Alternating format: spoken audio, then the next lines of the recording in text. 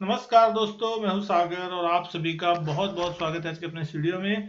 आज इस वीडियो में हम बात करने वाले एचडीएफसी ट्विंस के बारे में, एचडीएफसी लिमिटेड और एचडीएफसी बैंक के बारे में, जहां पे अगर हम देखें पिछले एक दो दिनों में शानदार रिवर्सल देखने को मिला है और कुछ बड़ा होने वाला है। यानी कि जो मर्जर है उसकी डेट जो है आसपास आती हुई दिखाई दे रही है। यानी कि आने वाले एक आध महीने के अंदर में आपको एक बड़ी न्यूज मिलती हुई दिख सकती है और जिसका साफ इंपैक्ट जो है स्टॉक प्राइस पे आज के दिन देखने को मिल रहा है। अगर हम यहाँ स्टॉक प्राइस को देखें तो पिछले एक दो दिनों से एचडीएफसी बैंक दोनों ही स्टॉक में शानदार रिवर्सल देखने को मिला।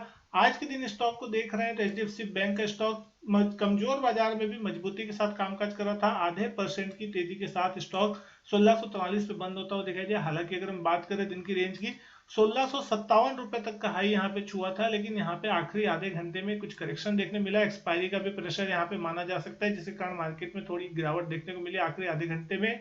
तो कहीं ना कहीं हम देखें तो स्टॉक मजबूती के साथ कामकाज कर रहा है। 1734 रुपए का 52 वीक हाई लगाता हुआ दिखाई देता है ये स्टॉक, और कहीं ना कहीं उसके बाद से ही एक करेक्शन आया था। 1600 रुपए के आसपास कहीं ना कहीं सपोर्ट लेने की कोशिश स्टॉक में हुई, लेकिन आज के दिन वॉल्यूम आपको देखना चाहिए 2 करोड़ 82 लाख शेयरों से ज्यादा का वॉल्यूम जो है वो आज के दिन यहाँ पे होता हुआ दिखाई दे रहा है। बैंकिंग सेक्टर का अगर हम बात करें, लीडर है, सबसे बड़ा मार्केट कैप है 9,19,000 करोड़ का, और जब ये मर्जर हो जाएगा एचडीएफसी लिमिटेड का तो मार्केट की दूसरी सबसे बड़ी मार्केट कैपिटलाइजेशन वाली कंपनी बनती हुई दिखाई देगी आफ्टर रिलायंस। तो ये स्टॉक बहुत ही शानदार है दोस्तों यहाँ पे, और कहीं ना कहीं इसका पी रेशियो देख रहे हैं तो 20 के नीचे देखने मिल रहा है। 82 रुपीज की ईपीएस है और 3.18 की प्राइस टू बुक पे स्टॉक आपको अवेलेबल होता हुआ दिखाई दे रहा है। ठीक उसी तरीके से अगर हम बात करें एचडीएफसी लिमिटेड की, तो एचडीएफसी लिमिटेड भी आज आधे परसेंट की तेजी थी और दोनों स्टॉक ऑलमोस्ट पैरेलल चलते हुए दिख रहे हैं। एचडीएफसी और एचडीएफसी बैंक के स्टॉक में आपको कोई खास अंतर नहीं देखने मिलेगा। तेजी हो या गिरावट हो, दोनों ऑलमोस्ट उतने ही चलते हुए दिखाई दे रहे हैं। वॉल्यूम यहाँ पे भी लगभग 60 लाख शेयरों से ज्यादा के देखने को मिले।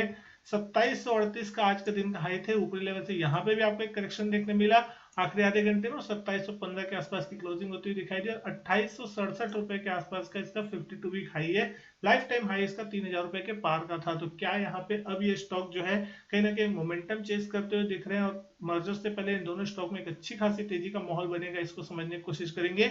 चार्ट्स पे अगर हम देख रहे हैं किस तरीके का मोमेंटम बन रहा है, हमने देखा था नतीजों के आसपास कहने के 4 मई के दिन हमने देखा था इस स्टॉक ने 1727 रुपए के आसपास की हाईएस्ट क्लोजिंग लगाई थी।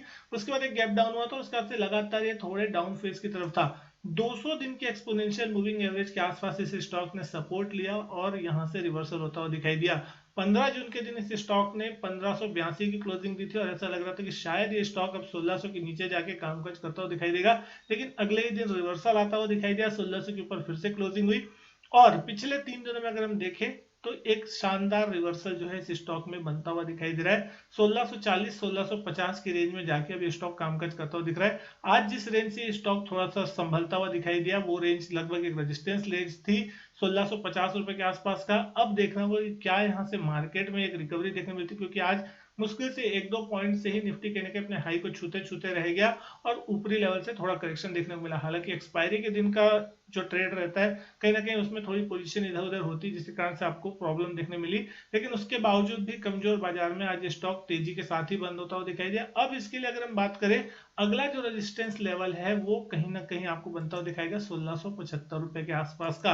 यानी कि आपको नजर रखनी 1675 पे। अगर ये 1675 का लेवल पार कर लेता है तो डेफिनेटली एक बार अपने हाइस की तरफ बढ़ता हुआ दिखाई देगा, और अगर यहाँ पे मर्जर की न्यूज आती है तो कहीं ना कहीं यहाँ पे एक अच्छी बड़ी गैप अप देखने मिल सकती है, और उस कंडीशन में फिर इस स्टॉक में आपको एक नए लेवल पार होते दिखाई देंगे। और अगर एक बार 1725 1730 के लेवल जो कि इसके हाईएस्ट क्लोजिंग लेवल है अभी तक के, उसको पार कर लेगा तो फिर ये स्टॉक नए ट्रेजेक्टरी पे जाने को तैयार होता हुआ दिखाई देगा।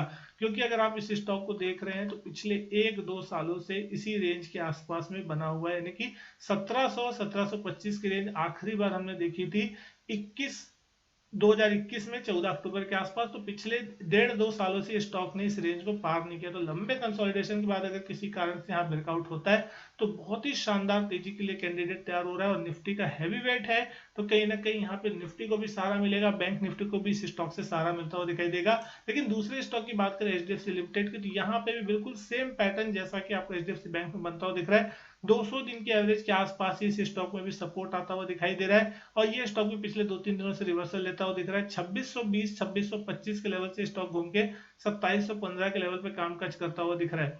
इस स्टॉक का भी रेजिस्टेंस जो है वो 2780 2785 के लेवल के आसपास देखने मिल रहा है, और कहीं ना कहीं ये स्टॉक भी जो है आपको एक अच्छे मोमेंटम दिखाने की तैयारी देखने को मिल रही है। जब दोनों मर्जर हो जाएंगे तो एचडीएफसी बैंक सिंगल एंटिटी रह जाएगा जो कि मार्केट में ट्रेड करेगा। एचडीएफसी का अस्तित्व जो है वो ऑलमोस्ट खत्म हो जाएगा यहाँ पे, और 2860 रुपए अगर ये लेवल निकलता है तो फिर आप सही मान सकते हैं कि एचडीएफसी बैंक में अगर मर्जर होने के बाद एचडीएफसी बैंक की ट्रेड करेगा तो उसके चार्ट्स किस तरीके से बन सकते हैं और उसमें किस तरीके के मोमेंटम देखने को मिल सकते हैं। अब यहाँ पे मार्केट में बहुत सारे लोगों की अलग अलग राय है यहाँ पे, जिसको आप लोगों को देखना बहुत जरूरी है, क्योंकि कहीं ना कहीं बहुत से लोग ये मान रहे हैं कि म्यूचुअल फंड्स की सेलिंग आती हुई दिखाई दे सकती है, जिसके कारण स्टॉक में थोड़ा प्रेशर देखने को मिल सकता है। वहीं कुछ लोग बोल रहे हैं कि एचडीएफसी बैंक के मर्जर के बाद कहीं ना कहीं ग्रोथ के प्रोस्पेक्ट्स में थोड़ी एचडीएफसी बैंक की जो ग्रोथ है, जो सालाना 18-20% की दर से ग्रोथ करती है, वो कहीं ना कहीं कम होती हुई दिखाई दे सकती है। तो उसका इम्पैक्ट फिर स्टॉक प्राइस में किस तरीके से पड़ेगा वो सब आगे देखने वाली बात होगी।